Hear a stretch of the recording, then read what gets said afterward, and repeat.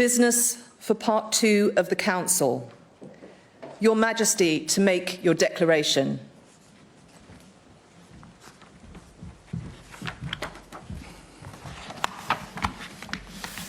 My lords, ladies and gentlemen, it is my most sorrowful duty to announce to you the death of my beloved mother, the Queen.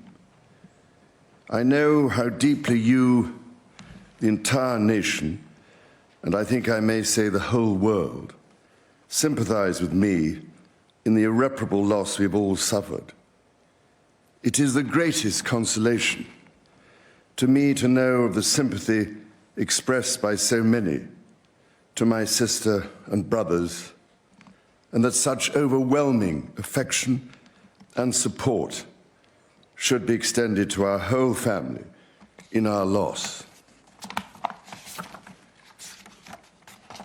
To all of us as a family, as to this kingdom and the wider family of nations of which it is a part, my mother gave an example of lifelong love and of selfless service.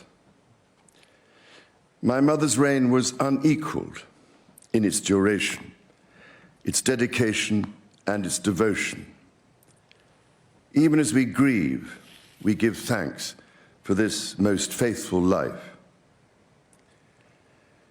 I am deeply aware of this great inheritance and of the duties and heavy responsibilities of sovereignty, which have now passed to me. In taking up these responsibilities, I shall strive to follow the inspiring example I have been set in upholding constitutional government and to seek the peace, harmony and prosperity of the peoples of these islands and of the Commonwealth realms and territories throughout the world.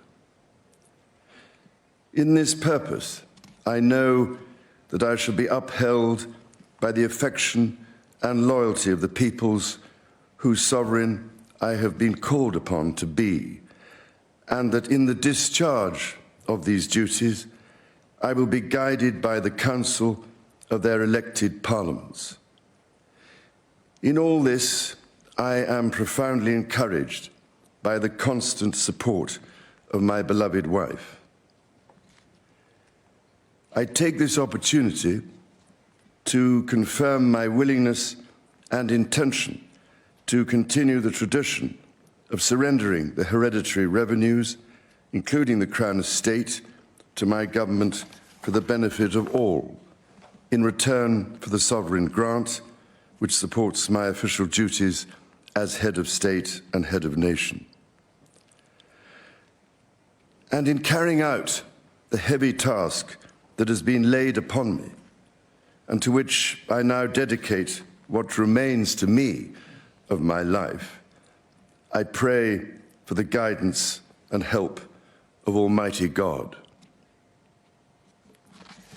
I have with humble duty to crave your Majesty's permission for the publication of your gracious speech. Approved. Concerning the security of the Church of Scotland.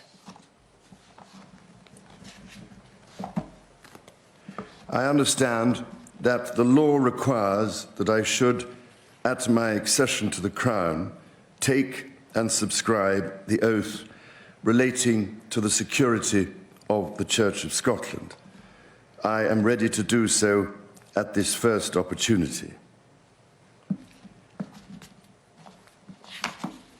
I, Charles III, by the grace of God of the United Kingdom of Great Britain and Northern Ireland, and of my other realms and territories, King, Defender of the Faith, do faithfully promise and swear that I shall inviolably maintain and preserve the settlement of the true Protestant religion as established by the laws made in Scotland in prosecution of the claim of right, and particularly by an act intituled An Act for Securing the Protestant Religion and Presbyterian Church Government, and by the acts passed in the Parliament of both kingdoms for union of the two kingdoms together with the government, worship, discipline, rights and privileges of the Church of Scotland.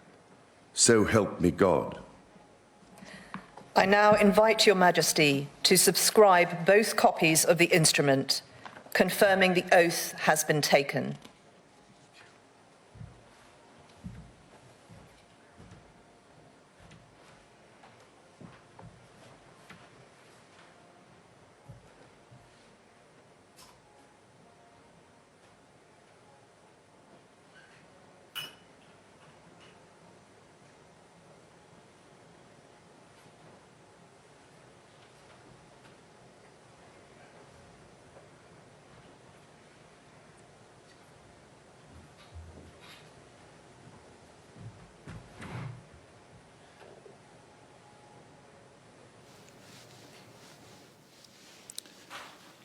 Noting that the King is signing Charles Rex, Charles R.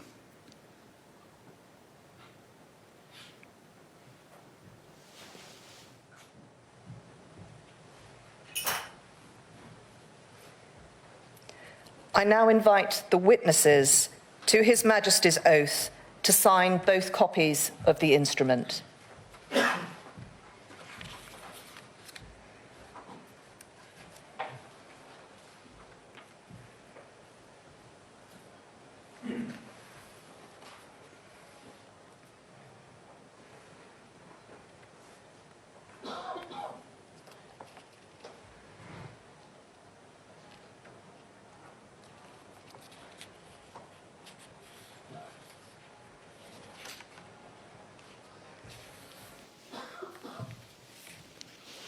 And for the first time, the Prince of Wales signing William P. for Princeps, which is the Latin for prince.